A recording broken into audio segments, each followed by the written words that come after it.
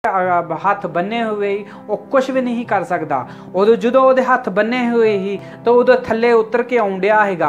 उदों जो थले उतर के आया तो सारे इजरायलिया ने क्या कि आ लो सैमसन, ये तो तुही सैमसन नूं लभण डे हीगे, हुण सानूं ना सताओ, इनू जेल विच दे दो। ये सैमसन ने गलती की करके जो इजरायली कह के चल गए वापस, तो उदों सारे सैमसन दे उत्ते बहुत ही गुस्से च ही, क्योंकि उन्होंने क्योंकि सैमसन ने उन्होंने खेतों नूं साड़ दिता हैगा, उन्होंने खेतों पूरे बर्बाद कर दिते हैगे, उन्होंने कई सैनिकों नूं उन्हें मार दिता हैगा कल्ले बंदे ने। इस करके सैमसन दे उत्ते इन्ना उन्होंने गुस्सा है कि जो सैमसन उन्होंने सामने आया तो सैमसन नूं वो तलवार दे नाल मारना शुरू करते रहा। वो काफ़ी देर तक वो कोशिश करते रहे सैमसन नूं मार देने दी। सैमसन अपना बचाव करता रहा। उदों परमेश्वर की आत्मा सैमसन दे उत्तों इतना आई कि वो हथ जिहड़े रस्सी बन्नी हीगी वो रस्सी ऐं टुट गई जिस तरह कि एक धागा टुट जाता वा। जो रस्सी टुट गई तो उदों सैमसन ने उधर इधर वेख्या तो फिर वेख्या कि एक जिहड़ा गधा हैगा, गधे का जिहड़ा जबड़ा हैगा वो उत्थे पिया हैगा। उन्हें गधे दे जबड़े न लिया, उन्हें उसे दिन एक दिन परमेश्वर की आत्मा ना भरिया होया ही।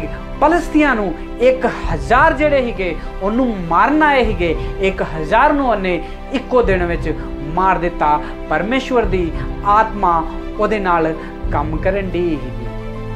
ओ भराओ भैणों, यही सैमसन दी जीवन, सैमसन दी आत्मा ओदी आत्मा नहीं ही। सैमसन दे अंदर जिहड़ी ही वो परमेश्वर दी आत्मा ही। कोई भी आदमी, एक आदमी या किन्ना भी पहलवान क्यों ना होए, क्या किन्ना भी बलवंत क्यों ना होए, या किन्ना भी बाहुबली क्यों ना होए, वो किसी नूं भी एक नूं या दो नूं या तीन नूं या 5-6 नूं मार सकदा वा। 1000 नूं मारन वाला अज तक कोई होया नहीं है। पर सैमसन दे विच परमेश्वर दी आत्मा ही, परमेश्वर उन्हों चलाउंदा है। जो वो पैदा होया ही उदों ही परमेश्वर ने उन्हों एक योजना दे नाल तैयार किया हैगा कि यहो ही आ जिहड़ा फलस्तीन दे हाथ विचों जिहड़ा इजरायलियां नूं बचाऊगा, और यहो ही आ जिहड़ा फलस्तीन दे हाथ विचों बचा सकदा वा। तां करके परमेश्वर ने अपनी आत्मा उहदे विच डाली हीगी, उहदे विच पाई ही, ताकि वो जिहड़े सारियां नूं फलस्तीन नूं मार के वो सारे लोकां नूं बचा सके।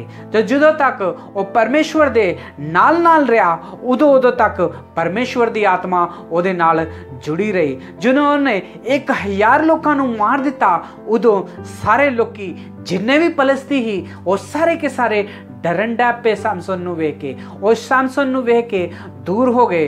कोई भी जब तक सैमसन उत्थे रहिंदा ही फलस्ती कदी भी इजरायली वल वेंदे भी नहीं गए, ना ही कदी वो तकदे ही गए आके, ना ही वो कदी डराउंदे ही गए।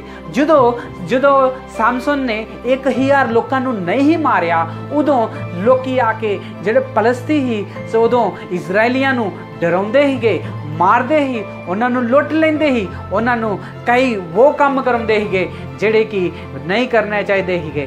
पर हुण जो सैमसन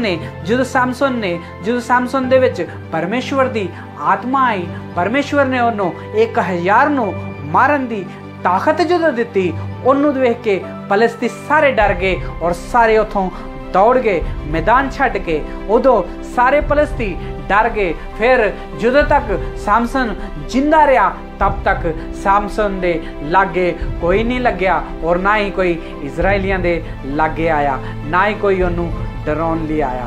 और जो फिर सारे लोगों ने जिहड़े जी इजरायली ही उन्होंने सारे लोगों ने चुन के उन्होंने उत्थे एक उहदा न्याय करने वाला बना दिता। तो 20 साल तक सैमसन ने सारे इजरायलियों का न्याय किया, और जब तक वो परमेश्वर दे नाल जुड़े रहा तब तक परमेश्वर की आत्मा उहदे नाल जुड़ी रही। परमेश्वर की आत्मा जिहड़ी ही सैमसन दे उत्ते उहदे विच क्यों उहदे विच हमेशा रहिंदी हीगी। जिथे जांदा ही परमेश्वर दी आत्मा रहिंदी ही, जिथे बहिंदा ही परमेश्वर दी आत्मा उहदे नाल रहिंदी ही। उहदे हत्थ विच कोई भी शक्ति ना ही कोई बल ही, वो ना कोई जिम विच गया हीगा, ना ही उन्हें अपनी बॉडी बिल्डर बनाई हीगी, ना ही उन्हें अपने शरीर तो बड़ा ही पहलवान ही, ना ही लम्मा ही, ना ही चौड़ा ही। वो तो सिर्फ ताडे वर्गा मेरे वर्गा एक साधारण जा मनुष्य हीगा। पर परमेश्वर दी आत्मा उहदे विच ऐं समाउंदी ही, जदों आउंदी ही उहदी आत्मा उदों वो बलवंत हुंदा हैगा। उदों सारे पलस्ती उहदे वेख के डरदे रहे हैगे।